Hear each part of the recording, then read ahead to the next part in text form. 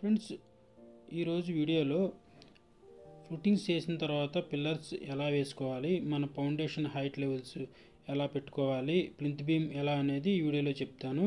అలాగే ఫుటింగ్స్ చేసే సమయంలో తీసుకోవాల్సిన జాగ్రత్తల గురించి కూడా మన ఛానల్లో వీడియో ఉంది. అలాగే స్టెప్ బై స్టెప్ మొత్తం కన్స్ట్రక్షన్ సంబంధించి వీడియోస్ ఉన్నాయి, అన్నీ చూడండి.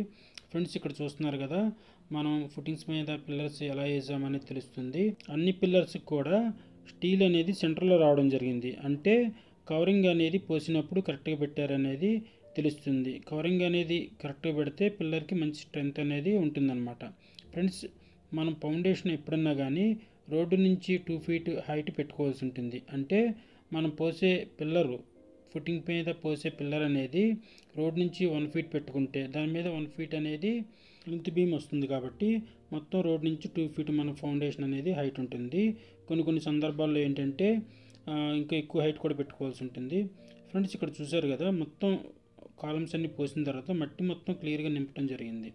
మట్టి మొత్తం నింపిన తర్వాత ఏం చేయాలి అంటే వాటర్ క్యూరింగ్ అనేది బాగా చేయాలి. ఇక్కడ చూడండి, వాటర్ క్యూరింగ్ అనేది బాగా చేసినప్పుడు మొత్తం గుంతల్లో మట్టి అనేది బాగా దిగుతుంది. ఈ విధంగా మట్టి దిగితే ఏమవుతుందంటే ఫ్యూచర్లో మనకి ఫ్లోరింగ్ అనేది ఎక్కడ డ్యామేజ్ అయ్యే అవకాశం ఉండదన్నమాట. ఇప్పుడు కానీ వాటర్ క్యూరింగ్ అనేది బాగా చేయకపోతే ఫ్యూచర్లో ఏమవుతుందంటే నెమ్మదిగా కాలమ్స్ దగ్గర గుంతల్లోని మట్టి దిగిపోవడం జరుగుతుంది. అప్పుడు ఏమవుతుందంటే ఫ్లోరింగ్ చేసిన తర్వాత లోన కార్నర్స్లో గ్యాప్స్ వచ్చేసి మనం ఫ్లోరింగ్ మీద కాలుతో ఇలాగా తొక్కినా కానీ సౌండ్స్ వచ్చే అవకాశం ఉంటుంది. అందుకే బాగా క్యూరింగ్ అనేది చేయాల్సి ఉంటుంది. ఇక్కడ చూడండి, మొత్తం మనకి ప్లింత్ బీమ్ కింద మార్కింగ్ చేయడం అనేది చూస్తున్నారు. ఈ విధంగా మార్క్ చేసుకొని ఒక 2 inch మాల అలికినట్లయితే ఏమవుతుందంటే ప్లింత్ బీమ్ కింద ఉన్న మట్టి మాల్లో కలవకుండా ఉంటుందన్నమాట. ఫ్రెండ్స్, ఇక్కడ చూడండి, మొత్తం స్టీల్ ఎలా కట్టారు అనేది తెలుస్తుంది. ప్రతి ప్లింత్ బీమ్ కింద కూడా మాలలకి అన్ని రాడ్స్ అనేవి క్లియర్గా కట్టడం జరిగింది.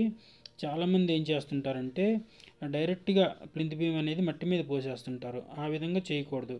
ఎందుకంటే అలా చేస్తే మట్టి వెళ్ళి ప్లింత్ బీమ్లో కలిసే అవకాశం ఉంటుంది.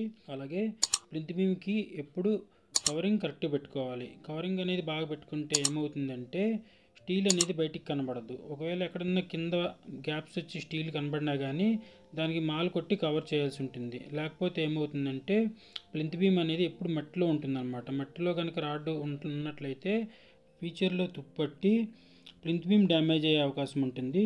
ఓకే ఫ్రెండ్స్, మీకు ఇంకా ఏదైనా డౌట్స్ ఉంటే కనుక కింద కామెంట్ బాక్స్లో మెసేజ్ చేయండి. అలాగే ఈ వీడియో నచ్చితే లైక్ చేయండి, మీ ఫ్రెండ్స్ అండ్ ఫ్యామిలీ మెంబర్స్కి షేర్ చేయండి. అలాగే అందరూ తప్పకుండా సబ్స్క్రైబ్ చేసుకోండి ఫ్రెండ్స్.